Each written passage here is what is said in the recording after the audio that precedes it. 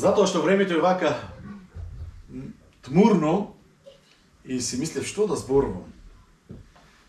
И Бог ми стави една проповед на срце: разбудете го халевовиот дух во себе. Сите оние кои што го читаат Светото писмо знаат дека имаше посебно двајца луѓе на еден посебен начин имаат доверба во Бог. Исус Навин и Халев, или Калеб, како сакате, јас не знам зошто ги преведуваме ние имињата. Калеб е Калеб, Тони е Тони, па макар да јаде и бомбони, не. Така ми вика цел живот. Тоа беа двајца блиски соработници на Мојсей, кога Мојсей преди да влезат во ветената земја испрати 12 согледувачи и извидници со денешниот јазик да ја видат ветената земја. Каква е таа земја која што Бог им ја дава во наследство да ја извидат? И тие беа таму за 40 дена. 40 дена гледаа, собираа податоци, беа во животни опасности, па мораше да бегат, да бидат спуштени по јажиња, па жената која ги спаси, која што беше и тоа чудо Божјо, станува покасно баба на Господ Исус Христос, жена кај која што можеби би кажеле такви луѓе не требаше да одат, но тоа беше чудниот Божји план. И да ја скратам приказната, кога се извратија извидниците, тие требаше да поднесат извештај. Со себе носија и плодови. Ајте, Македонија е доста богата со грозје, но јас се уште не сум видел. Сега не знам како викате тука вие во Скопје. Ние во Струмица викаме гроздак. Тука можеби грозд еден. Но двајца мажи го носија. Замислите колку бил тежок и колку бил голем. Плодови убави. И овие дават извештај: земјата е навистина богата земја во која тече мед и млеко. Но, знаете, ова но прави многу големи проблеми. Но таму градовите се многу сигурно утврдени, таму има джинови и ние изгледаме како скакулци, тие ќе не изедат, ќе не здробат, ќе не согазат, ќе не уништат. И народот, слушајќи го тоа, почна да плаче. И ако го читате Светото писмо, видите 3 дена и 3 ноќи, вели, тие плачеа. Знаете, многу е важно кога се поднесува извештај со кои очи гледаме. Ќе заставам тука со приказната и ќе ја продолжам. Сакам да ви кажам еден пример. Двајца луѓе кои се занимавале со производство на кондури испратиле своји луѓе да го испитат пазарот во Африка. Гледале месец дена се и на едниот негов газда му вели: на жалост, вика, тука јас не гледам никаков пазар, вика. Тука се сите боси. Нема шанси некој да купи нешто. Другиот на својот господар му дава извештај и вели: газда, тука имаме толку голем пазар, сите се боси, само треба да ги научиме да носат кондури. Ете, секој во нешто гледа прилика. Овие 10 даде извештај дека земјата е убава, ама има джинови. А пак Калеб и Исус Навин, двајцата, јас можам да замислам додека го слушали извештајот како од внатре тие подскокнуваат и викат: абе, ајде да одиме да ја освоиме земјата која што Бог нам ја дава. Ние го имаме Господ на наша страна, а тие немат никаква заштита. Но знаете што, народот избра да им верува на овие 10 и си плачија, дури сакаа и Мојсей да го каменуват. Жално е како да тие до тој момент дојдоа по своја заслуга. Зарем заборавија на 10 чуда кои што ги видоа во Египет? Зарем заборавија на отварањето на Црвеното море? Зарем заборавија на се што Бог им даваше до тука? Ете, браќа и сестри, и токму оваа проповед сакам да биде еден предизвик. Доколку се чувствуваме некако изморени, рамнодушни, обесхрабрени од се она што се случува околу нас, За среќа во Македонија се е розово. Не, цвета државата. И па знаете што ќе ви кажам? Голема прилика е да ние носиме нешто друго за разлика од се она што слушат луѓето. Доста им е од сите, како да кажам, утопистички идеи. Доста им е. Знаете која е разликата помеѓу песимистот и оптимистот? Кога песимистот гледа една убава голема крофна, знаете што гледа тој? Многу голема празнина вика има во средината. Тој тоа гледа. Види го другиот дел што може да си го апнеш. Празното остави го. Ете, имаме ние што да носиме. Евангелието е радосна вест за спасение на секој кој што верува. Црни вести, колку сакаме имаме. Ајде ние нешто друго да однесеме. Ајде да навистина го охрабриме тој народ. Народот за времето на Калеб и на Исус Навин, заради својата непослушност, заради својата бунтовност, 40 години ќе шетат, ќе се вртат во круг. Пат кој што требало за 11 дена да го поминат и да влезат во ветената земја, 40 години кружија, и во Светото писмо се вели, сета таа генерација која што излезе од Египет, на жалост своите коски ги остави во пустината. Од сите тие кои што беа постари од 18-20 години, само двајца постари луѓе таму останаа. Исус Навин и Калеб. Ние живееме во тешки времења. Немирни времења. Бурни времења. Време на големи неизвестности. Светот се преуредува. Војни се водат, ќе кажеме далеко е. Не е далеко. Овие модерните играчки што ги имат сега, едни погрешни координати и може во дворот да ни падне. Толку треба. Не треба кој знае што. Светот е пред експлозија, социјални немири и тоа го гледаме на сите можни страни. Ние можеме да кажеме времето е такво, вакво, инаку. Времето не се разликувало ни тогаш кога црквата била во својот зародишок. Кога црквата била стварена. Кога многу христијани били убивани. Но еден Божи слуга ќе запише: крвта на мачениците беше тоа семе за раѓање на црквата. Таму каде што еден христијанин бил убиван, двајца нови поверувале. Црквата беше неуморна. Иако Павле пишува, ако прочитаме во 2 Тимотеј, 3 глава, тука стојат едни интересни зборови. А знај го ова, дека во последните денови ќе настанат тешки времиња.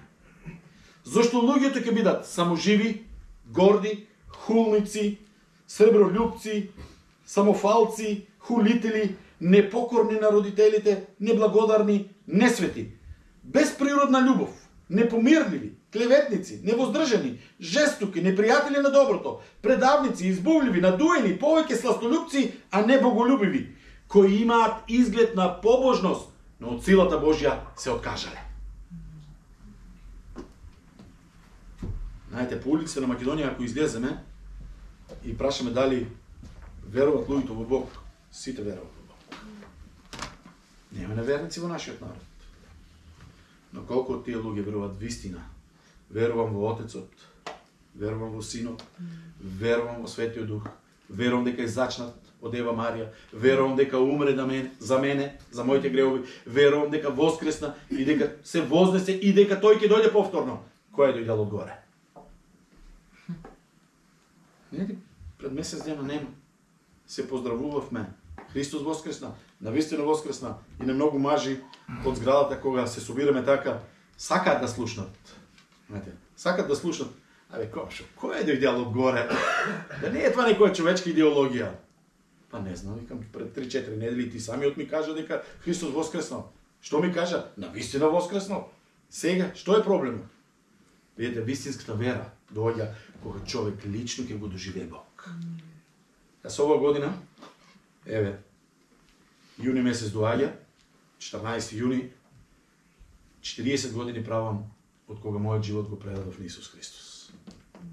бев доволно луд по скопските диска и во студентските домови, во Драга Стојанова, тамо ќе си спомнам, диджејот тамо ќе кажеше на крајот, ќе пуштеше ситно торо да го играме. Вие во Скопје го играте малку поинаку. Ама диджејот ќе кажеше вака: бегајте сега, струмичани ќе ве согазат. Затоа што некој ќе тргнеме, тоа е низа.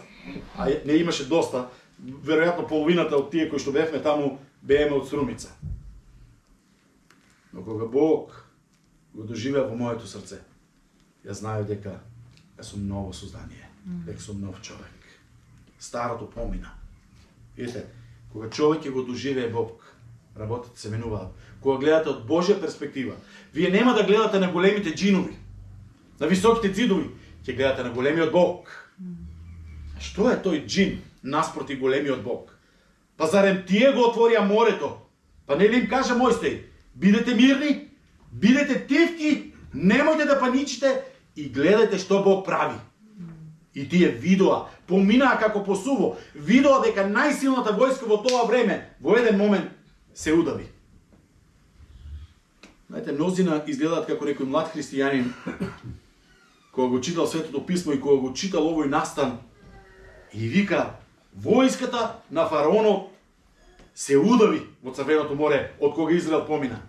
И некој човек му рекол: аман пријателе, и ти веруваш на тоа? Абе сигурно, вика, една педа е била водата. Па поминал Израел како по суво. И тој човек се замислил и рекол: а може би јас како читам, кој знае. Но кога го прочитал следниот дел, а војската на фараонот таму беше целосно удавена, беше поразена, тој човек дошол и му рекол: пријателе, сега читам уште поголемо чудо. Што? Во една педа вода сета војска се удавила. Те, браќа и сестри, време е да ние како христијани сватиме дека ние сме во духовна војна.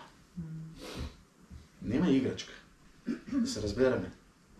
Оној момент кога ти си станал дете Божјо, јас често милувам да кажам на црквата: на твојот и на мојот грб има мета. И тој зема снајпер. Не сака да ризикува, сака точно да не погоди каде што бори. И затоа не е важен штитот на верата. Но што е проблемот со нас христијаните денеска? Што ние многу често само се повлекуваме. Ние забораваме дека нам ни е даден и мечот, Словото Божјо, со кој што можеме да ги слушаме сите тврдини на лукавиот. Треба, нападот вела дека е најдобра одбрана.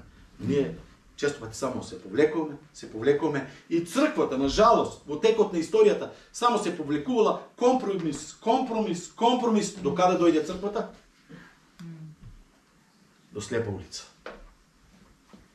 И затоа црква која што не се реформира, христијанин за кој што не важат зборовите, и така испитајте се сами себе си дали сте во верата или не знаете.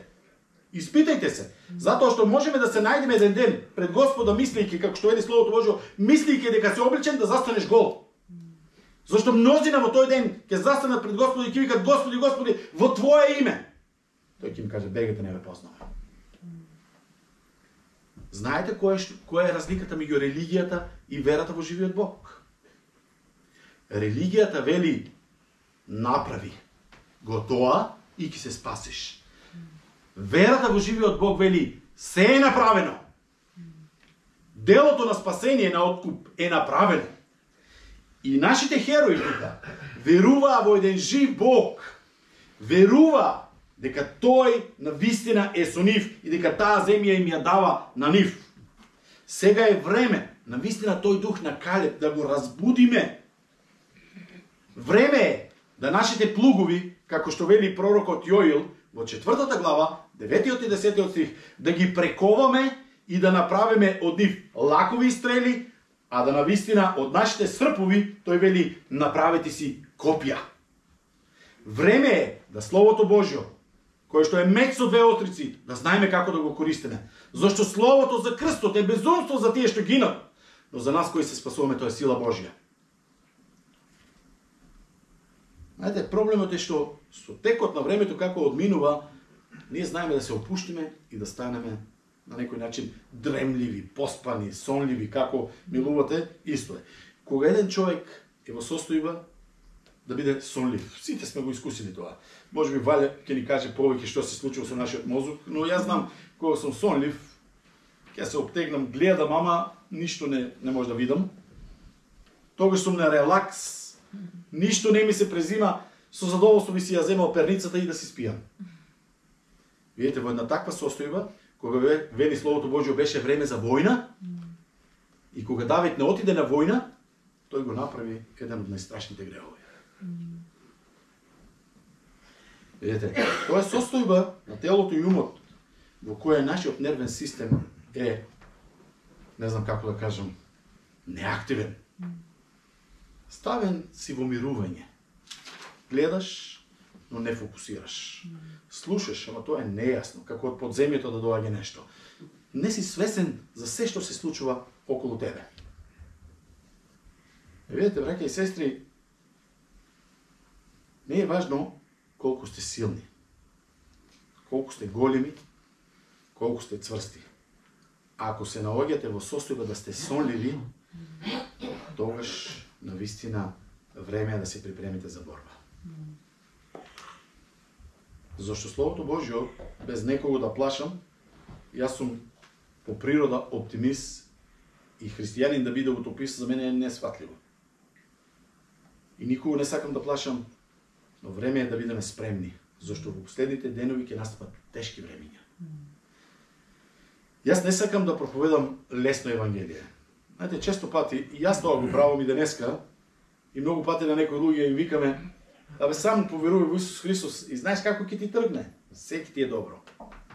А он ќе поверува во Исус, дома проблеми, пријатели ќе го напушат, ќе почнат да го исмеват, да го напаѓат, да го оговарат, вика и шо ми тргна? И тоа е проблемот. Тоа е проблемот. Ние треба да кажеме дека навистина ќе имаме проблеми. Ако си духовно во некоја поспаност, тогаш ти, јас, било кој од нас, не е никаква закана за сатаната. И затоа ќе немаш проблеми. Знаете, време е и Бог повикува. Силни мажи. Тоа е исто како моментот кога Мојсей во Светото писмо се вели повлече една линија и знаете што кажа? Сите кои се на Божјата страна, преминете од другата страна. Оние кои преминаа беа спасени, оние кои што останаа од другата страна на линијата, знаете што се случи? Се отвори земјата и живи ги проголта. 23.000 луѓе со се семејства, со се деца, живи беа проголтени од земјата. Време е да истапиме јасно, смело, храбро за Господа Исуса Христа. Јас скоро зборував во Струмица, само ќе ви кажам, денеска е сосема нормално да одиш на фудбалски стадион, во спортска сала. Јас спорт сакам. Од мојот стар живот, ако нешто остана, тоа е да сакам спорт и да гледам спорт. И да викам. И знам кога Македонија се пласира на европско прв пат. За тие 2 сати, јас кога излегов од стадионот, нема веќе глас. Мојот глас се фати. Од викање, од радост, од веселба. И нормално е да го гледаш некој човек кој што го знаеш по природа дека е мирен и тој таму да се дере и да вика и сето тоа е нормално. Зошто? Затоа што тој е голем фан. Е, ако тоа го направи во црквата, малку ќе нас загрижи. Тоа не е нормално да го славиш Бог. Такви емоции да покажуваш, да плачеш, да се радуваш. Зошто да не?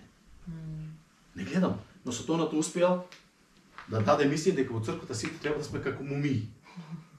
Како си, брате, во Исуса Христа? Добро сум. Нема причина јас мојот глас да го менувам. Тоа сум јас што сум. И нема. Јас сум ново создание, знам дека Бог ми ги опростил гревовите, знам дека сум ново создание и дека одам напред.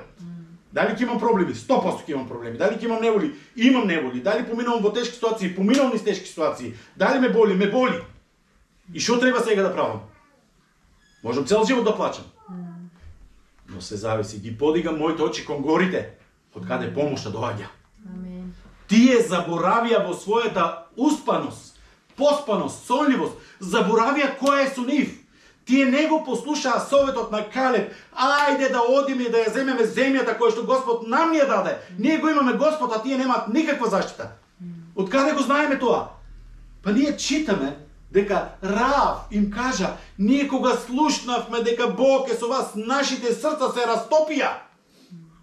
Слушнавме што Бог направил, како го отворил Црвеното море, како војската на фараонот беше уништена. Знаете, за некои ситуации неверните луѓе повеќе веруваат на Бог колку ние верните. А сега, Боже, дали ти ќе ми помогнеш? Не гледам причина. Видите, браќа и сестри, ние треба да ја видиме реалната слика за ситуацијата во која се наоѓаме. А да ви кажам реалната ситуација е лоша. Ние сме тука на земјата во војна. Сотоната се обидува се да редефинира. Нема ништо да ви говорам кога секој ден слушаме. Таква еднаквост, ваква еднаквост, тоа да направиме, она да направиме. Ужас! Тој сака нашите најмили да ни ги земе. Тој сака да ни зададе такви рани, од кои што ние неки можеме да се повратиме. И не сакам да промовирам нити страв, нити загриженост. Сватете, ние сме во војна и тоа не со терористи од друга земја, туку со непријател од друго царство. А тоа е царството на тимнината. При очи сака да не ослепе. Ете, кога човек е сонлив и кога дреме, па макар било тоа и на коленото на Далила, ќе дојде непријателот, ќе ја исече косата, ќе го изгубиш дејството и силата на Духот Свети. И можете да замислите каков е тој крик и плач на Самсон од длабочината на душата, ослепен кога моли: Господе, само уште овој пат, дај ми ја силата на Духот Свети. И да умрам. Како Јонче Христовски, и да умрам да не жалам, не. Ете, браќа и сестри, цената на победата понекогаш е многу висока. Ние сме во борба со непријател од друго царство. Така и израелскиот народ кој што излезе од ветената земја, одеше во земјата за кој што Бог им се заколна. Тоа беше еден долгорочен Божи план. Од почетокот, од Авраам до враќањето на Израел во ветената земја, 600 години поминаа. Тоа не беше баш малку. Повеќе од колку не е турското робство, ние за кој што викаме 500 години, е уште 100 ставете. Браќа и сестри, ние треба да сватиме дека треба да имаме цврст, непоколеблив дух за Господа. И затоа треба да молиме: Господе, разбуди го тој дух и во мене. Без разлика со што и да се соочам, без разлика во која состојба да се наоѓам, мојата вера во Тебе да не намали. Ние треба да бидеме како еден човек кој што бил во една црква. Тој бил многу сиромашен човек. Ама во црквата тие не викале алелуја, слава на Бога. Тој човек бил полн во првата љубов за Господа. Кога ќе слушнал проповед, тој се радувал. И пасторот му рекол: брате, молам ти се, ќе дојде епископов. Он ќе проповеда. Молам ти се, воздржи се, не вики алелуја, слава на Бога. А за возврат ќе ти купам најубави чизми. Не можеш да гледам вака. И човекот тешка мака: алелуја, амин, ама и чизмица убави, не? Вика: добро, нема да викам. Доаѓа епископот, кога кажува едно слово, ама така го погодил човекот. И човекот станува и вика: алелуја, слава на Бога, со чизми или без чизми, исто ми е. Видите, кога радоста во Господа е нашата сила. Кога Бог едноставно од срцето извира, тогаш таа љубов се прелива. Во каква состојба беа некои херои од Светото писмо кои што ги читаме во тие дадени моменти? Ние читаме дека во времето на Калеб, да, на вистина на Хорив постојаат джинови, како Голијат. Видите, како луѓе ние што сакаме? Ако можеш да избереш полесен пат или потежок, кој ќе го избереш? Полесен. Полесно, но тоа е нормално. Калеб не беше таков. Калеб виде една гора, Хорив, каде што имаше джинови, и тој на Мојсе оди и му вика: вака, дај ми ја таа гора. Дај ми ја таа гора за мене и за моите потомци. Ама джинови има таму. Ма нека има, Господе, што сака, ти си со мене. И Мојсе му вика: таа гора е твоја. Знаете после колку години ја зеде таа гора? После 45. После 45 години, тој исти човек, Калеб, доаѓа кај Исус Навин и му вели: Мојсей ми вети таа планина, Хорив, дека е на мене и на моето потомство. И мојата сила, сега сум 85 години, не ме напушти. Се уште можам мечот да замавнам и да одам. Тоа е кога го имаш Духот Божи. Тоа е кога Бог не е религија. Религијата, јас се потполно согласувам, јас учев марксизам, живеев во еден систем за кој што велевме дека е лош, но сега некако добар, ама многу по-лош испаѓа, нажалост. Добар е за некој.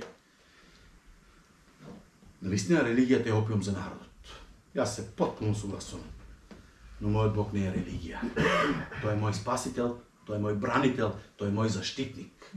И Калеб веруваше во таков Бог. Каде да оди? Бог е со мене. Ако е Бог со нас, ќе каже Давид, кој може да биде против нас? Во времето на Гидеон, мидјаните правиле лом по земјата израелска. Во времето на Даниел, царот ќе донесе уредба и ќе каже: за 30 денови никој не смее да се моли на друг Бог, освен на Богот на фараонот. Можеше со едно таква нешто Даниел да се помири? Никако. И затоа кога царот, од кога се научи и се направи се што се направи, го фрлија Даниел во лавовска јама, царот утредента доаѓа со плач. Тој воопшто не очекува, вика: Даниеле, слуго на Севишниот Бог, можеше ли твојот Бог да те заштити, Даниеле? Тој тоа во мака и во тага го кажа за својот слуга. Но Даниел вели, воопшто веројатно царот не очекуваше: жив да си довека, царе, мојот Бог на кого му верувам, на кого се молев, ме заштити.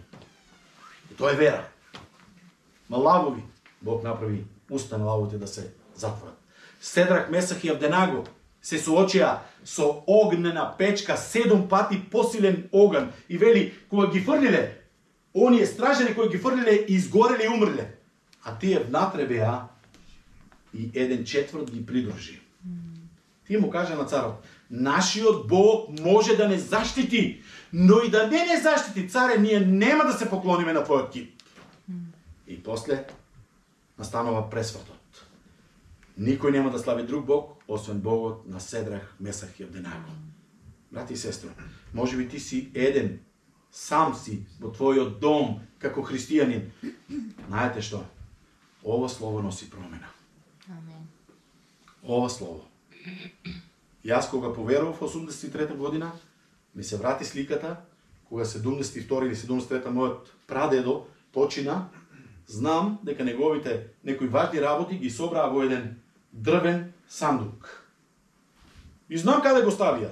На моје изненадување, после 11 години, кога отидов, го најдов тој сандук таму. Го отворив и внатре го најдов новиот завет кој мојот прадедо го читал. И на првите страни јас сум се обидел да се потпишам, толку сум знаел, сум напишал Тони Брутев. Добро, некако сум се обидел. Беше во прашина. Ама кога почнав да го читам тоа свето писмо, нов живот се јави во мене. Нова радост, нов смисол. Се беше ново. Затоа што ова е патот, ова е вистината, ова е животот кој што зборува за Исус. Денеска ќе кажат сите пати што водат во Рим. Нека водат во Рим, но не водат до Бог. До Бог води само еден пат, а тоа е Исус. Може би тоа е радикално. Разговарав со една докторка, специјалист, сваќа ми е, таа работи во ремедика, вика, се е добро што зборуваш, но тоа не ти го прифаќам. Зарем другите, ако го немат Исус, Бог ќе се расправа со нив. Јас не можам да кажам. Јас знам дека без Исус нема спасение. Ми се допаѓало тоа мене или не. И јас би сакал сите луѓе да бидат спасени. И јас имам еден куп роднини, први братучеди, земна сестра имам, која што не е обратена. Што да правам? Јас сакам сите да се спасат, но без Исус нема спасение, браќа и сестри. Затоа ние одиме и зборуваме: поверувај во Господа Исуса Христа, ќе се спасиш ти и целиот твој дом. Затоа и ако си сам, светлината на Евангелието може да ја направи промената. Но биди цврст и храбар, одлучен и не бој се. Читај првата глава на Исус Навин. Во 9 стиха 3 пати Бог му го вели тоа на Исус Навин. Биди цврст и храбар и одлучен и не бој се. Не бој се. Не бој се е 365 пати употребено во Светото писмо за секој ден. на 29 февруар, кој ќе биде секоја 4 година, имате право еден ден да се борите. Не пише, уште едно нема. Но тогаш би ви кажал, имајте најголемата доверба, зашто Бог и тој не е со нас. Амин. Браќа и сестри, ви велам, разбудите го тој дух на Калеб. Кој беше Калеб? Тој беше борец. Тој имаше потпуна доверба во Бог. Името Калеб, не случајно, значи жесток, енергичен, силен, јак, борбен, нападен, офанзивен, продорен, делотворен. Тоа е значењето на името на Калеб. Духот на Калеб значи дух на напредок, на прогрес, на ширење. Видите, тој дух на Калеб не беше само врз него. Ако читате, во интерес на времето, во Исус Навин 15 глава, 18 и 19 стих, тој дух на Калеб се прелеа и врз неговата ќерка по име Ахза. Малку чудно име за нас. Ахза беше исполнета со Духот Свети. Името на таткото на Калеб е Јефунај, а тоа име значи тој ќе биде припремен, тој е спремен секогаш. Видите, а какви ние треба да бидеме како христијани? Во секое време. Бидете спремни секому да му дадете добар одговор. Вашиот одговор да биде да, не. Нашиот одговор треба да биде со сол. Солта пече, ама лече. Ако солта облутави, таа ќе изгуби функцијата. Зошто денеска црквата како институција ја изгубила својата сила? Затоа што црквата не смее никогаш да стане организација. Црквата е жив организам. Ние сме телото Христово. Тоа е главата. Моментот кога црквата ќе стане само организација, јас ќе ви кажам слободно, бегајте од таму. Бегајте. Во организацијата има правила, закони, уредби, се да се исполне до црта џабе. Според делата на законот нема ниту еден човек да се оправда, но ние сме оправдани по милоста Божја. Спасението е дар од Бога. Браќа и сестри, каков бил Калеб? Калеб бил оној кој ги храбрел другите. Ајде да одиме и да ја земеме земјата која што Бог ни ја дава. Тој е човек кој ги мотивирал верата и довербата кај другите. Едноставно тоа го докажувал со неговиот живот. Калеб бил цврст. Во Поговорките 28 првиот стих ни се вели вака: безбожникот бега кога никој не го гони, а праведникот е смел како лав. Браќа и сестри, Калеб имал дух на издржливост, на упорност, на истрајност. Тој цели 40 години, ви кажав, го чекал ветеното кој што Мојсей му го кажал: оваа гора ја давам на тебе и на твоето потомство. И после 40-45 години тој ја освоила таа гора и вели: силата не ме напушти. Тој знаел во кого верува. Калеб бил од племето на Јуда. Племето на Јуда е истото племе од кое потекнува Господ Исус Христос. Племето кое што е за славење на Господ Исуса Христа. Видите, целта е да покажам дека Калеб имаше поинаков дух во себе. Не дух на плашливост, не дух на равнодушност, не дух на млакавост, не на мртвило. Браќа и сестри, тоа што времето одминувало за Калеб не значило ништо. Неговото заедништво, неговата доверба во Бог никако не се намалувала. Никогаш не е изгубил визијата, она за што се борел. А која е нашата цел? Апостол Павле, знаете како вели на крајот од својот живот: патот го завршив, верата ја запазив, а сега ме очекува венецот на правдата, кој ќе ми го даде Господ, праведниот судија, не само на мене, туку и на сите оние кои ќе поверуваат. Тој самиот ќе каже: јас, како жртва лејаница се излевам. Готово е, јас се губам, ме снемува. Јас одам, знам дека имам дом на небото. И кога овој земен шатор ќе се разорне, имам дом на небото. Не направено од човечка рака, туку од раката на живиот Бог. Никогаш визијата немојте да ја губите, целта на горното призвание. Како е со нас? Каква е нашата ревност, нашиот копнеш за Бог? Понекогаш работите не одат така како што ние очекуваме и сакаме. Ете, понекогаш ние кога нешто ќе направиме на некој, ние имаме многу убави благослови. Господ да ти даде се што ти сака срце. И ако Господ ми дадеше се ја што сакам, кај ќе бев? Но Господ знае што ни треба. Тој е праведен, добар, милостив. Тој знае што и кога да ни даде. Понекогаш се случуваат некои работи да не обесхрабрат. Може нашата вера да стане слаба. И затоа е време да молиме. Да бараме. Знаете, понекогаш треба стварно да бидеме како еден студент. Ние студиравме заедно. Тој е албанец од Косово. Драг брат, кој што работи во црква во Џаково и помага. И тој како студент вели патувам од Осијек за Загреб. И се молев, Боже, сега кој ќе влезам во купето, човекот или луѓето кои што ќе дојдат, сакам да им сведочам. Јас бев муслиманин, станав христијанин и сакам на тие луѓе да им зборувам за тебе. И ќе надзрне некој, ќе си помине. И конечно влезе еден човек. И си рекол во себе, фала ти Боже, сега ќе можам да му кажем на овој човек за Евангелието. Ама овој вели како влезе, абе само ја стави главата и почна да спие. И го чекам, вели, до половин пат да се разбуди, гледам, не се буди и си мислам, Боже, што да правам? И мене отидов, ја фатив вратата на купето, ја држам, ја отворив и ја удрив силно и човекот издрипа. И знаете што му кажал? Стани ти што спиеш и Христос ќе те просветли. Тоа е добар начин да почне да сведочите, не? И човекот вели, до Загреб не да ме слушаше. А дека Бог прави чуда, прави. Јас имав исто прилика, кога нашиот најмал син се роди, морав да одам во Загреб, во амбасадата во Македонија, да правам документи.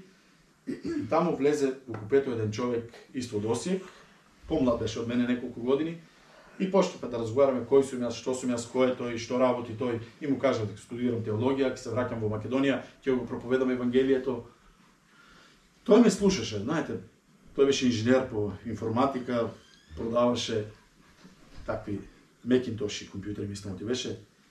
Вели, бизнисот ми цвета, што да кажем. И разговарахме, вели, на кој начин сте тука, тешкоти и проблеми со што се соочувате. Јас му споделив се. Се разделивме. Господе е со тебе, Иване, Господе е со тебе, Тони. Прв пат го срекваш човекот. Другиот ден тој дојде на факултетот. И вика, јас сакам да ти помогнам. Тој знаеше дека ние во тоа време како студенти веќе немавме пари да плаќаме за осигурување. Мене вели преку ноќта едноставно Господ ми кажа и јас да ги плаќам тие 6 месеца за твоето дете да има здравствено осигурување. Викам, Иване, јас не знам што Бог ти кажал. Да кажам дека имам пари, немам. Да кажам дека не ми требат, ми требат.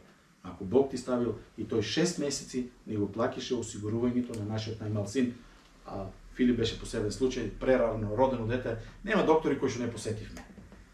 Едноставно, ако немавме осигурување, јас можев во Хрватска и колата да си ја продадам, немаше да ми стигнат парите. Но Бог на чудесен начин се погрижи. Од една средба на еден човек кој што видел нешто посебно и Бог му зборувал. Видите, нашиот Бог е семоќен Бог. Време е да молиме тој дух да се разбуди во нас. Да ја ставиме и да ја положиме сета наша доверба во него. Та Бог ли нема да се погрижи за своите избраници кои викаат кон него дење и ноќе. Ви велам да ќе ги заштити. Но кога ќе дојде Синот човечки ќе најде ли вера? Зошто? Зошто без вера не е можно да му се угоди на Бог. Можеме ние да покажеме се и се што во нашата Македонија, но ако вера немаме, се е напразно. Ние живееме во критично време. Ти водиш твоја лична борба, јас водам лична борба, но браќа и сестри, кога заедно молиме, знаете што вели Светото писмо? Псалм 133. Колку убаво и прекрасно и кога браќата сложно живеат заедно, таму вели Бог го излива својот Дух Свети. таму. И затоа црквата, не верувам јас во соло христијани, да ми извинат некои кои што мислат така. Црквата е тело Христово. Или си дел, најди си тело во кое што ќе служиш, каде што ќе бидеш благословен и каде што ќе благословуваш. Надвор од телото Христово. Чуј. Ако било кој прст ми го отсеча, тој ќе умре. Мене ќе ме боли, ама ќе преживеам, но прстот дефинитивно ќе умре. Така и христијанин кој што е сам не може да биде сам за себе. Ние сите гледаме тие порно во бивша Југославија, гледавме Обстанок, една емисија. Животното кое лавот, волците го издвојат, тоа животно станува плен. Христијанин кој што е сам е потенцијална жртва во текот на времето да умре. Време е да молиме како мажи и жени во една битка за спасение на нашите домови, за спасение на нашите народи. Бидејќи мракот е голем, но јас верувам дека Бог може да ја промени ситуацијата. Бог е тој кој што може Духот Свети во нас да го разгори како силен пламен. А кога беа исполнети со Дух Свети, кој можеше да ги сопре? Им претеа, ги тепеа, ги затвараа, ги убиваа. А вели каде и да одеа? Цркви се отвараа. Браќи и сестри, ако е Бог со нас, кој може да биде против нас? Време е црквата Божја да моли: Господи, нека Духот Твој Свети ме исполни, нека Духот Твој ме води и ме употреби за Твоја слава.